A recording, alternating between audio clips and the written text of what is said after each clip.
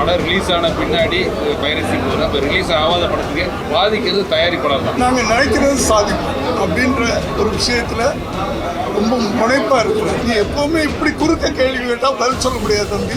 நடிகர்கள் சம்பவத்தை குறைக்க போறீங்களான்னு கேட்குறேன். இல்லை, புதுசாக அமைக்கக்கூடிய கவர்மெண்ட் கொடுத்து நாங்கள் தமிழ் திரைப்பட தயாரிப்பாளர் சங்கம் கொஞ்சம் சில வருடங்களாக சின்னதாக ஒரு பிளவுபட்டு ஸோ இப்போ ஒரு ஸ்ட்ராங்கான ஒரு அமைப்பாக மாறிக்கிட்டு தயாரிப்பாளர்கள் நல்ல மரியாதை உள்ளவங்க தான் நடிகர். நடிகர் இல்லாமல் தயாரிப்பாளர்கள், தயாரிப்பாளர் இல்லாமல் நடிகர் இல்லை. உட்கார்ந்து பேசும்போது ஒரு இணக்கமான சூழ்நிலை உருவாகும்.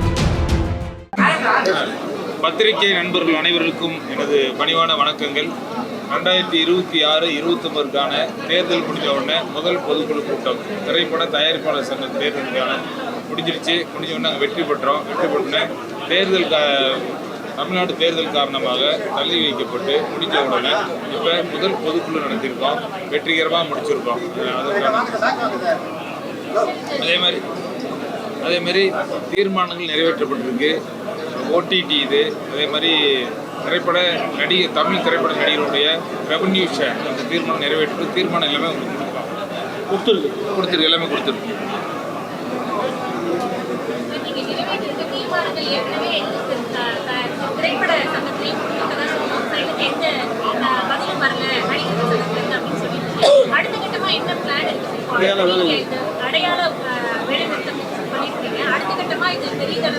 இல்லை, இனிமேல் தான் முடிவு பண்ணணும். ஒரு பேச்சுவார்த்தை நடத்தி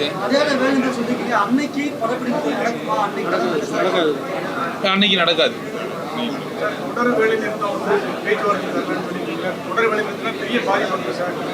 இல்லை, அதுக்கு வேற வழி என்ன? முடியலன்னா தான் தொடர் வேலை நிறுத்தம் சொல்லியிருக்கிறோம்.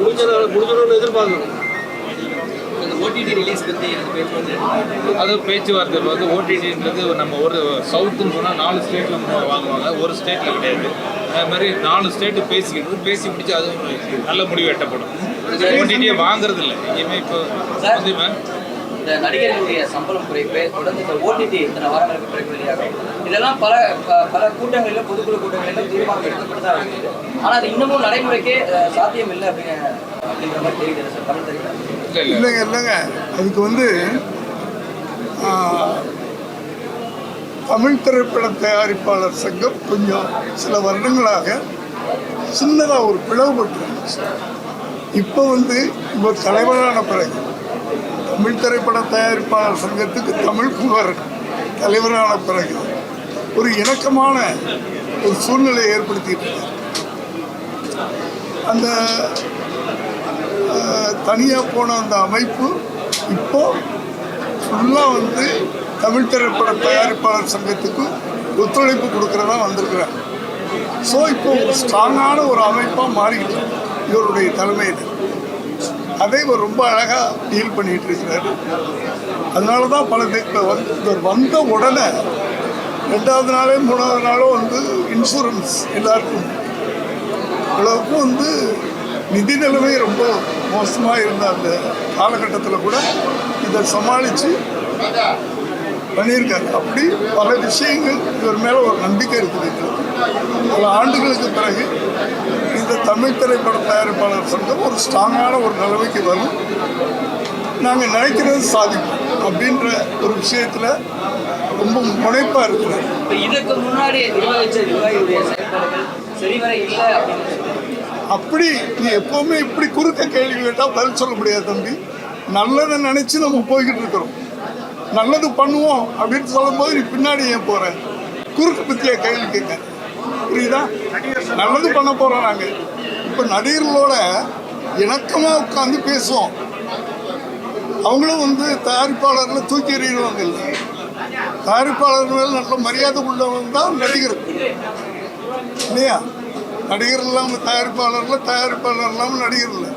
உட்கார்ந்து பேசும்போது ஒரு இணக்கமான சூழ்நிலை உருவாகும். ஏன்னா என்றைக்கோ ஒரு நாள் சினிமா ஆரம்பித்தது, இன்றைக்கி சினிமா நல்லா இல்லை.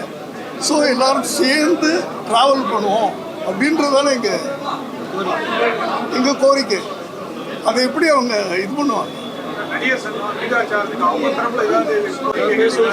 இப்போ அவர் சொன்னார் நடிகர்கள் சம்பவத்தை குறைக்க போறீங்களான்னு கேட்குறாரு. இல்லை, அது குறைக்கிறது இல்லை. 2 பேரும் சேர்ந்து படங்கள் பண்ணுவோம் வர்ற லாபத்தில் 2 பேரும் பண்ணிக்கிறோம் அப்படின்றதான் சொல்கிறமே தவிர நீங்கள் சம்பளத்தை குறைச்சிங்க, நீங்கள் சும்மா வேலை செய்யுங்க அப்படின்லாம். ஸோ எங்களுக்குள்ள இணக்கமான முடிவு வரும். அப்படி தான் நாங்கள் பேசுவோம். நோக்கமே லாப நஷ்டத்தில் பங்கேற்கும் மட்டும் தான். அதே மாதிரி இந்த சிறு திரைப்பட தயாரிப்பாளர்கள் அவங்களுக்கு வந்து இந்த தியேட்டர் கிடைக்கல அப்படின்ற பிரச்சனை வந்து ஆண்டாண்டு காலமா பல மேடைகளிலும் நிகழ்ச்சிகளுடைய மேடைகளிலும் பேசிட்டே இருக்கும். அவர்களுக்கான அந்த வாழ்க்கைக்கு புதுசா என்ன சார் பண்ண போறீங்க? இல்லை, அது என்னென்னா அதுவும் பேசிட்டு முன்னாடி கொண்டு வந்து சொல்கிறேன். தமிழ்நாட்டில் மட்டும்தான் வந்து 4 ஷோ. நீங்கள் காலையில் 9 மணி ஷோ போட்டாலும் ஸ்பெஷல் பர்மிஷன் வேறு கர்நாடகா ஆந்திராவோட அந்த மாதிரி கிடையாது. அதுவும் ஒரு அன்றைக்கி சிஎம்ஐ பார்த்து ஒரு மனு கொடுத்துருக்கோம். 5 ஷோவை போடலாம், ஒன்றும் பிரச்சனை கிடையாது. 9 மணிக்கு ஆரம்பித்தாங்க, 10 ஷோவை பர்மிஷன் ஸ்பெஷல் ஷோ மாதிரி தான் கடைசிருக்காங்க. அப்போ வர படங்கள்லாம் 4 மணி நேரம் 4.5 மணி நேரம் இருக்குது. இப்போ பெரும்பாலும் ஒரு சில படங்களை தவிர அந்த மாதிரி கிடையாது. அதில் வந்து பண்ணலாம். அது ஒரு ஷோ கொடுக்கலாம். இந்த மாதிரி பேசிட்டு மனு கொடுத்துருக்கோம். புதுசாக அமைக்கக்கூடிய கவர்மெண்ட் கொடுத்து நாங்கள் பண்ணி பார்க்கணும். சார், ஜனநாயகன் படத்துக்கு சென்சார் நீங்கள் வந்து எம்பியாக இருக்கீங்க, அது சம்மந்தமாக மினிஸ்டர் சந்திச்சு ஏதாவது பேசுறது, சங்க சார்பில் ஏதாவது கோரிக்கைகள் ஏதாவது வச்சுருக்கீங்க? பெரிய பிரச்சனை சென்சார் சர்டிஃபிகேட் கிடைக்கல. 3 மாதத்துக்கு மேலே வந்து குரல் கொடுக்குற இடத்துல இருக்கீங்க. ராஜ்யசபா இப்போ தானே ராஜ்யசபா எம்பி இருந்தார். இப்போ தான் வந்துருக்கிறாங்க.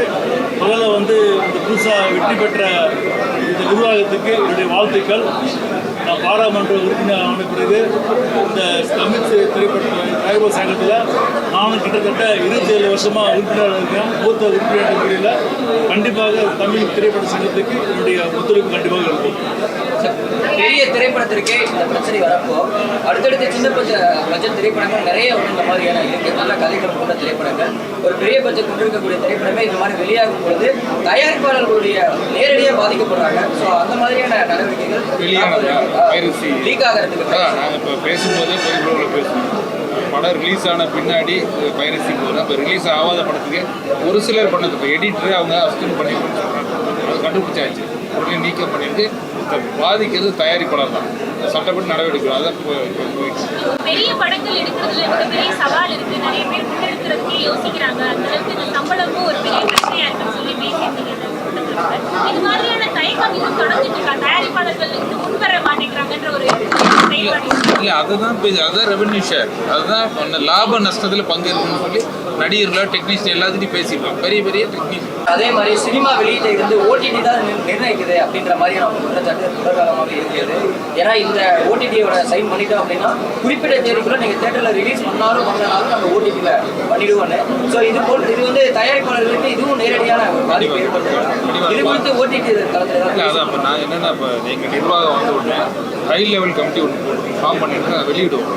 அதில் ரொம்ப முக்கிய எஸ்ஐ சார் அந்த மாதிரி ரொம்ப முக்கியமானவங்க, ஏற்கனவே ரொம்ப அனுபவம் வாய்ந்த தயாரிப்பாளர் அவங்க வச்சு ஒரு ஹை லெவல் கமிட்டி பண்ணுவோம்.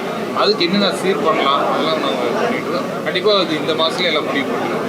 ஓடிடி எப்போ முடியல. நாங்கள் நிர்வாகம் வந்து 1 மாதம் 2 மாதம் ஆகும்போது தேர்தல்னால எதுவும் பண்ண முடியும். கண்டிப்பாக ஒரு மாதத்தில் எல்லாத்துக்கும் ஒரு தீர்வு வரும். நன்றி சொல்லுங்கள். நன்றி.